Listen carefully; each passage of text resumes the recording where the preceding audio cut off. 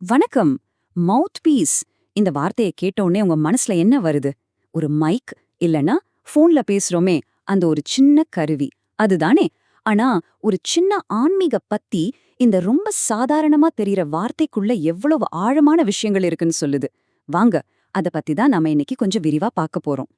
இங்க பாருங்க, இதுதான் நாம இன்னைக்கு எடுத்துக்கிட்ட அந்த விஷயம். ஸ்ரீமத் சுவாமி சுத்பவானந்தர் எழுதின ஒரு சின்ன ஆன்மீக திரட்டுல இருந்து தான் இதை எடுத்திருக்கோம். பார்க்கறதுக்கு சின்னதா இருந்தாலும் இதுக்குள்ள ஒரு பெரிய ரொம்ப சக்தி வாய்ந்த கருத்து இருக்கு. சரி வாங்க, இதுக்குள்ள என்ன இருக்குன்னு ஆழமா பாப்போம். சரி, முதல்ல ரொம்ப பேசிக்கான அர்த்தத்துல இருந்து ஆரம்பிக்கலாம் இல்லையா? மவுத் பீஸ் அப்படின்னா என்ன?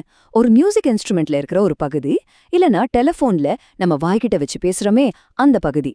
இதுதான் அதோட நேரடியான டெக்னிக்கல் அர்த்தம். ஆனா கதை இங்க முடியல, இங்க இருந்து தான் ஆரம்பிக்குது. ஆனா இந்த மவுத் பீஸ் வெறும் ஒரு கருவி இல்ல, அதுக்கு மேலன்னு சொன்னா இப்பதான் இந்த விஷயம் ரொம்ப சுவாரஸ்யமா மாறுது பாருங்க. ஒரு பொருள் அதோட சாதாரண பயன்பாட்டை தாண்டி ஒரு உருவகமா, ஒரு மெட்டஃபோரா எப்படி மாறுது? வாங்க இந்த பயணத்தை ஆரம்பிக்கலாம். சரி, நம்ம பயணத்தோட முதல் ஸ்டேஜ் இதுதான். நவீன ஒலிபெருக்கி, அதாவது மாடர்ன் மவுத் பீஸ். சிம்பிளா சொல்லணும்னா இன்னைக்கு நாம பயன்படுத்துற மைக். இது எப்படி நல்லது கெட்டது ரெண்டுக்குமே ஒரு பொதுவான கருவியா, ஒரு ரெண்டு பக்கமும் கூர்மையுள்ள கத்தி மாதிரி இருக்குன்னு பார்க்கலாம். அந்த வாசகம் சொல்றது ரொம்ப சிம்பிளான ஒரு உண்மைதான். ஒரு மைக் இருக்குன்னு வச்சுக்கோங்க, அதுக்கு நல்லது எது கெட்டது எதுன்னு எல்லாம் தெரியாது. அது ஜஸ்ட் ஒரு கருவி. அது வழியா ஒரு நல்ல செய்தியும் சொல்லலாம், ஒரு மோசமான செய்தியும் பரப்பலாம். அதோட தன்மை நடுநிலையானது, அவ்வளவுதான். ஓகே, அப்போ மைக் ஒரு நியூட்ரல் கருவினா பொறுப்பு யாருக்கு? ஆப்வியஸா அதை பயன்படுத்துற நமக்கு தான், மனுஷங்களுக்கு தான். நாம என்ன பேசணும்னு தேர்ந்தெடுக்கிறோம் இல்லையா? அந்த இடத்துல தான் மொத்த விஷயமே இருக்கு. இது நம்ம பயணத்தோட அடுத்த கட்டம். இங்கதான் அந்த முக்கியமான வரி வருது. ஆனால் மனிதன் அர்த்தமற்ற கருத்துக்களின் ஒளிபெருக்கியாக மாறக்கூடாது. இதுதான் இந்த முழு விஷயத்தோட ஆணிவேர்.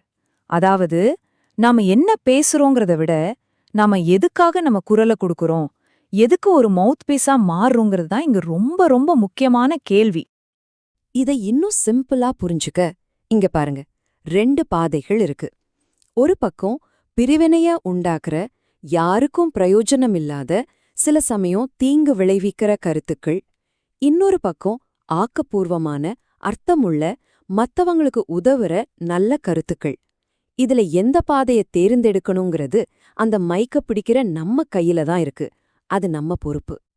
சுருக்கமா ஒரே வரியில சொல்லணும்னா இதோட கொள்கை இதுதான். நம்ம வாயிலிருந்து வர்ற வார்த்தை, நம்ம குரல் எப்பவுமே மக்களுக்கு நன்மை செய்யறதா இருக்கணும். நம்ம குரல் ஒரு ஆக்கப்பூர்வமான சக்தியா இருக்கணுமே தவிர ஒரு அழிவு சக்தியா மாறிடக்கூடாது. சரி, நல்ல விஷயங்களைத்தான் பேசணும்னு சொல்றது கேட்க நல்லா இருக்கு. ஆனா இத நடைமுறையில எப்படி பண்றது? இதுக்கு ஒரு சூப்பரான உதாரணம் இருக்கு. ஞானிகள், மகான்கள் எல்லாம் இதை எப்படி பாக்குறாங்க, எப்படி கையாள்றாங்கன்னு இப்ப நாம பார்க்கலாம்.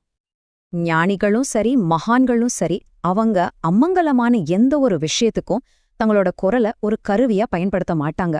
அமங்கலமான அப்படின்னா சிம்பிளா சொல்லணும்னா நெகட்டிவான, தீங்கு விளைவிக்கிற, யாருக்கும் எந்த நன்மையும் தராத விஷயங்கள். இந்த மாதிரி விஷயங்களை அவங்க பேசவே மாட்டாங்க.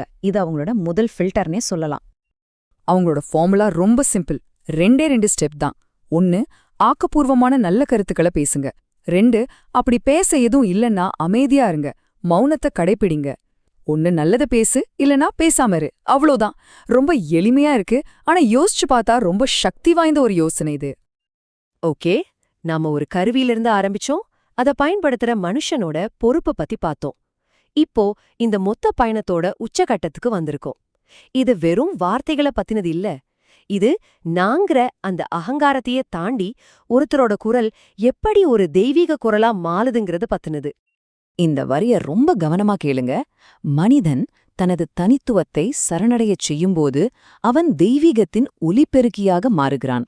அதாவது ஒருத்தன் தன்னோட தனிப்பட்ட ஈகோவ, அகங்காரத்தை முழுசா விடும்போது அவன் கடவுளோட ஒரு மவுத் பீஸா மாறுறான். இந்த வார்த்தைகளுக்குள்ள இருக்கிற ஆழம் ரொம்ப பெருசு. ஆனா இங்க சரணடைதல்ங்கிற வார்த்தைய தப்பா புரிஞ்சுக்க கூடாது. இது தோத்து போறது கிடையாது. இது எதுக்கு சமம்னா, ஒரு அழுக்கு கண்ணாடி இருக்குன்னு வச்சுக்கோங்க. அத தொடச்சா எப்படி உலகம் தெளிவா தெரியுமோ, அதே மாதிரி நம்ம மனசுல இருக்கிற நான், என்னோடதுன்ற அகங்காரத்தை தொடைக்கிற மாதிரி. அப்படி தொடைக்கும்போதுதான் உண்மையான ஒரு தெளிவு பிறக்கும். அப்போ அந்த நிலையில இருந்து ஒருத்தர் பேசும்போது அது அவரோட குரலா இருக்காது, அந்த உரை சொல்ற மாதிரி அவன் உச்சரிப்பது தெய்வீகத்தின் குரல்.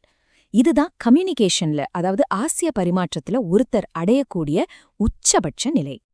அப்போ நம்ம மொத்த பயணத்தையும் ஒரு தடவை திரும்பி பார்த்தா, நாம எங்கிருந்து ஆரம்பிச்சோம்? ஒரு சாதாரண பிசிக்கல் கருவி. அதுக்கப்புறம் அதை எப்படி பயன்படுத்துறதுங்கிற ஒரு நனவான தேர்வு. கடைசியா அதுவே ஒரு ஆன்மீக கருவியா மாறுறது வரைக்கும் நம்ம பார்த்திருக்கோம். சரி, இப்போ கடைசியா ஒரு கேள்வி. ஆனா இது கேள்வி என்கிட்ட இருந்து இல்ல, உங்களுக்காக நீங்களே கேட்டுக்க வேண்டிய கேள்வி. இந்த எல்லா விஷயங்களையும் கேட்டதுக்கு அப்புறம் ஒரு நிமிஷம் யோசிச்சு பாருங்க. உங்களுடைய குரல் அது எதற்கான ஒலிபெருக்கியா இருக்கு?